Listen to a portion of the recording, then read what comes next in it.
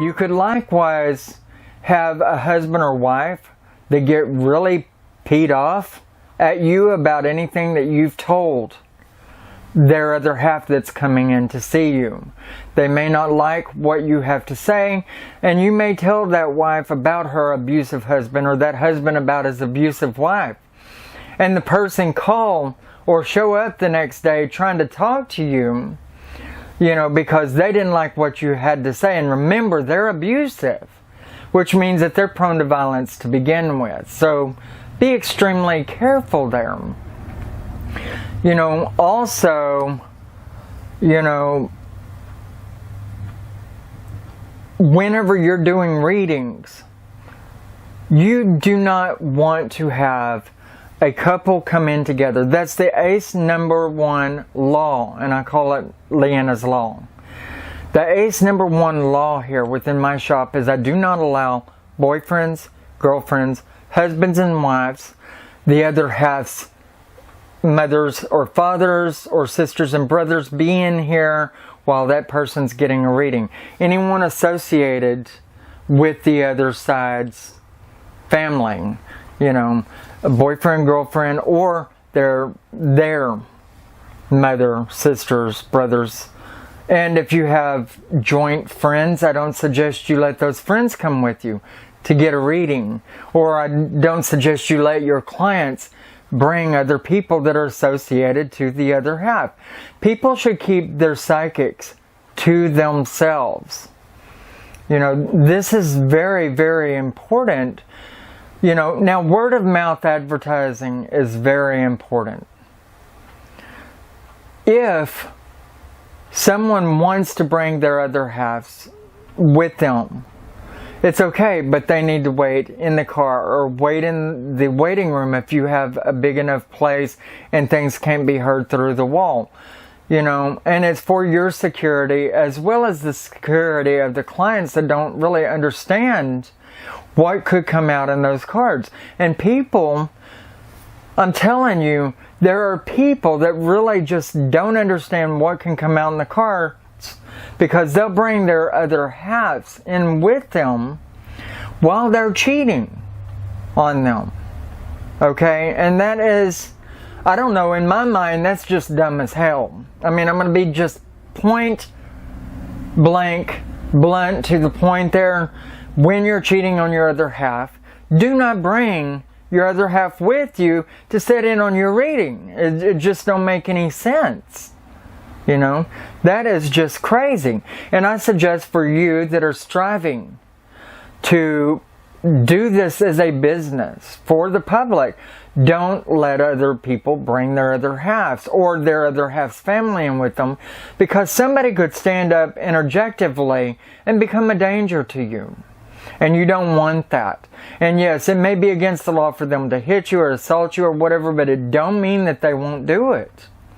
Okay, now, luckily, and knock on something here, I've never actually had anybody try to attack me or assault me. I have had somebody try to come and consult me with what I had told somebody within their reading before, and I told them that this is a personal reading, and I don't know what they were told by the person that got read. However, I cannot discuss this matter whatsoever. Period. End of story. So these are some of the don't do's of providing a service for the public within psychic readings. Let me see if I can briefly think of anything else. Okay. Now, remember, you're going to get a lot of Christian readings within there. And a lot of Christians that are afraid of what you're doing to begin with. And they're going to always be asking, and I get this a lot, are you sure that this isn't about Satan? Or Satan isn't involved with this? Or this isn't going to condemn me to hell? I get all of these questions. All you can do is answer very gently, no, it is not based on any particular religion. The person who's using the cards, their heart is what you want to contend with. Okay, that's what you want to get to the meat of. If you want to ask any question, ask me more about how I feel, what my belief system is, how I feel about the higher power or the lower power, etc. But everybody's different. Everyone uses the cards in a different way. Everybody has different meanings within the cards, and there are different types of cards out there, like over 175 decks easily, okay? If you're ever unsure about a card or what its actual meaning is, basically you would go through, you would lay the card out, and you know, you haven't quite figured out how this fits in with this particular client.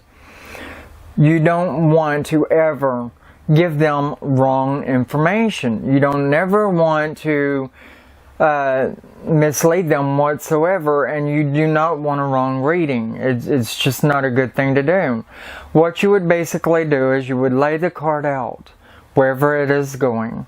You would look at the space and you would tell the client, this card lies, and you would name the card, the such and such card lies within the place of harmony, or the place of family, the branch of love, or you know, or the branch of work, or whatever. You know, you would tell the client this, and then you would express to them, you know, the ideals that are put forth within the card. And then you would go on and you would move through, and you would go ahead and talk about the next card. And you would tell what it is specifically. And then when you look at that card in connection with the card that you really just didn't know how it corresponded to the client, you would basically then start putting it together with the other cards that are around it. The other cards within a spread are very, very important in connection with the other cards. So, you know, if you don't know one, give the aspects of the cards that you know and that have corresponded with the client before, but then lay out the next card and then go back to this card and fill it in for the client. So give it very lightly and modestly, okay, until the other cards help fill in what this card means. And this is for those of you who are laying them out and reading them as you lay them out. And a lot of times I do that. A lot of times I'll lay them all out and then read them. But most of the time I do lay them out as I'm reading them. And I may not always know exactly how that corresponds with that client right away. So I'll give the meanings in the card that I know do correspond.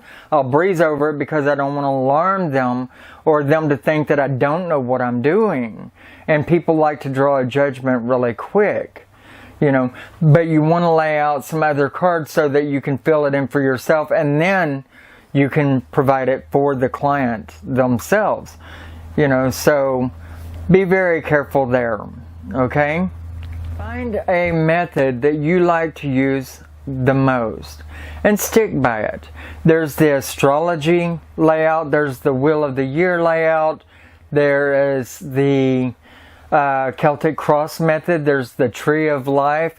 There are a lot of different methods out there that you can use, and it is extremely good that you pick one that has a lot of spaces for one thing, and that they actually have details as to what each space is, or what each branch is if you have several together that create branches, such as in the tree of life method. But you want to stick to a method altogether. I've been using the Celtic cross method for my entire 32 years of reading the cards, and it's worked extremely well for me, but it may not be for everybody else. The tree of life method actually has a lot more spaces in it and provides branches of harmony and peace, as well as love and other things like business and industry, you know. So you might prefer that one. Me, I've chosen the Celtic cross method, and I've expanded on it myself, and this is my own method. It's the Celtic cross method expanded, and the expanded version is mine simply, you know. And I love doing that, and it's simply adding cornerstones to the reading, as well as many influences that cross certain places or points, or even couples with each other. And you would have to watch my first video on the channel actually